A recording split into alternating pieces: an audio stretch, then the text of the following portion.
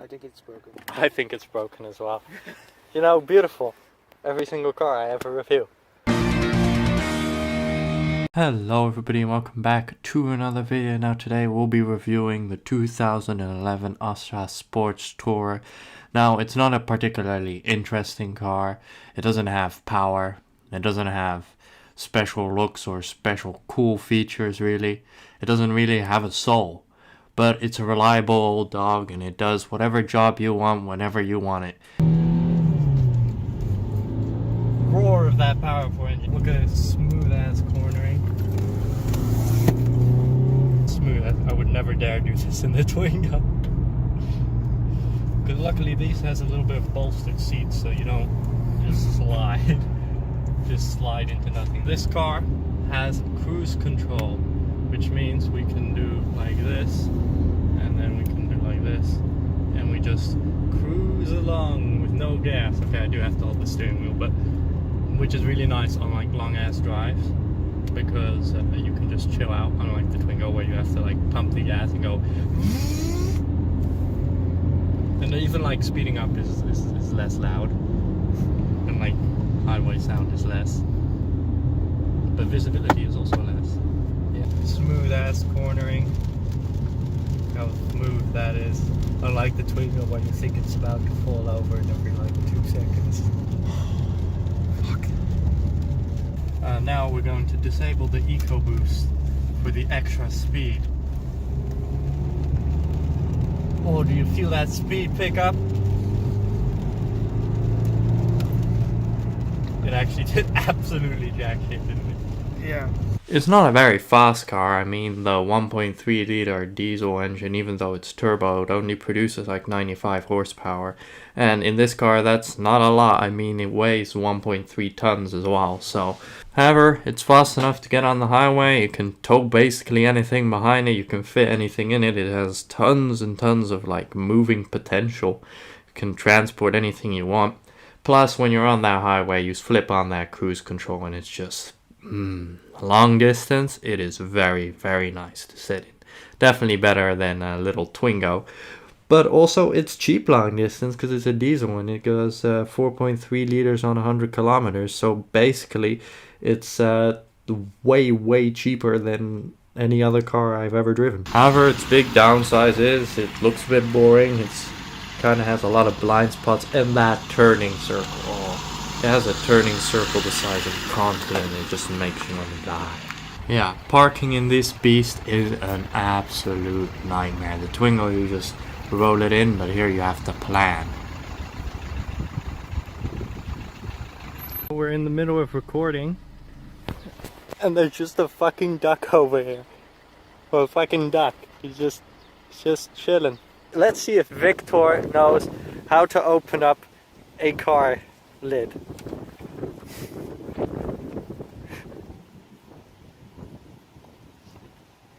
I want to die.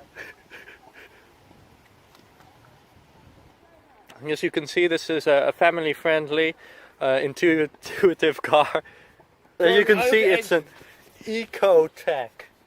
As you can see, it has a powerful inline 4, just as the Twingo, except this one is a slightly more powerful. And I believe that this is a turbo right here, and it's a bit hot, so I burned my finger. And, it has a surprising amount of space in the back here, for just no reason whatsoever. And then up here, everything is crammed. But you can see ground through the car, which is always a good sign, you know? Okay, this model does not actually have power windows in the back. So, so your kids can open the windows without you letting them. This is dangerous. They could jump out. Yeah, but no kid would do that, you know, like only autistic ones. Matthijs? I knew you were going to say Matthijs. Anyway, you can pull this down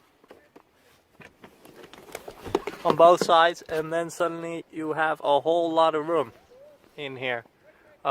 Which is cool when you need to move a bunch of bullshit, which I often need to do. With it being a station wagon, you can take a whole bunch of bullshit with you, like when your grandfather leaves you a whole bunch of tools. All of this fit in the trunk. Just in the trunk. I didn't even fold down the chairs, just the pure trunk can take all this bullshit and still have good visibility. I'm very disappointed that they didn't make like an armrest that pops out here. Very disappointed. They do have an ash and a cigarette lighter. Epic smokes. The seats are pretty comfortable. They have a little bit of bolstering. So, you know, that sporty feel. And then we go here to the back. We have a bunch of things to strap stuff. Like I put like one couch in here and one couch on the roof, and then I just drove through Utrecht. Because, you know, reasons. And we have jumper cables. You might be wondering, why do I have jumper cables here? Let me tell you a story. The Sunny never starts. So we have jumper cables on hand, ready to give them a good old, you know, jump. And it looks super hip and definitely not generic and boring from the back. Or from any of the other angles. Racing tires. Racing tires. It's a sports tourer. Here on the back we have a pulley, because it's a very youthful car. Can tow, I don't know, like 2,000 kilograms. So it's enough to pull your fucking Twingo. It's more enough to pull two Twingos on top of each other. Damn. Twingo just and the Sunny. Damn. We got roof racks for, you know, roof action when you want to get on top, you know. Oh. Okay, so now we're in the car. You got this to check the radio. We got this to increase the volume.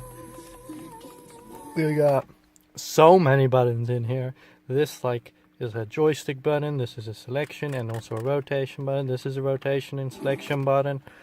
This is a rotation button. This is a rotation button. They are all the heat controls. Like, I don't even know what these buttons do. There's so many fucking buttons. Then we've got buttons here. We've got buttons here. Window buttons. We got window buttons on that side. And we have buttons here. Buttons there. We have this button, which allows the parking sensor. So we go beep when we drive back. We got air conditioning. It sounds like we're taking off. I do not know what any of these buttons do, or these buttons, or any of these buttons for that matter. I think this is navigation. This is the CD, you know, when Victor brings his fucking anime girls weird ass shit. What else we got? Traction control, where you can turn off and then it looks like this.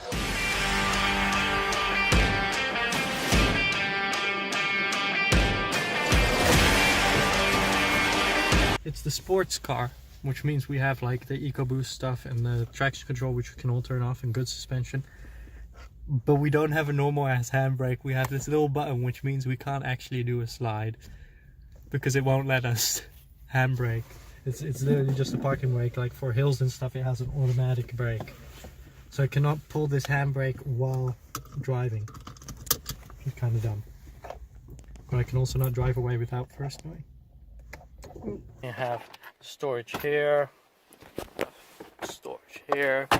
Look at all these fucking, you got toilet paper there, and then this opens, and then like below there's another storage area, and this also closes up for another storage area, and you got cup holders, and you got so many storage things. It's like ridiculous. Useful instruction screens there, and you have navigation here, and then I even have extra navigation. And I could even also attach my phone so I can navigate my way out of anywhere. For some reason, I even have a Jesus handle.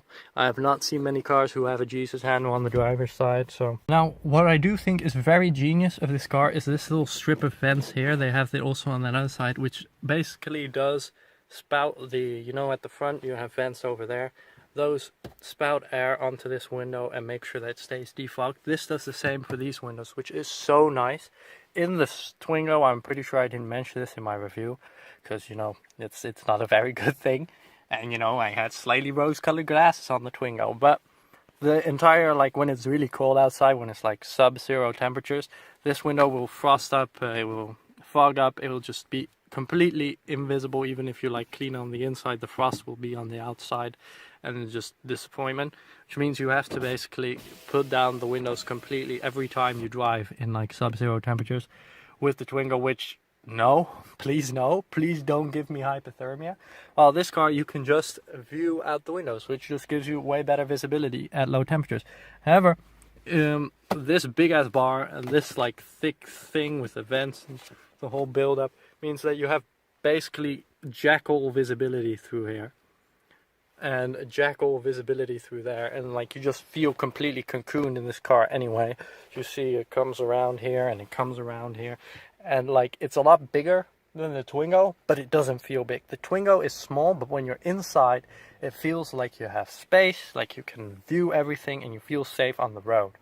This, you feel safe on the road, but you have to concentrate while driving, which means you don't feel so... Okay, the Twingo you don't feel safe, let's be honest, that's a lie.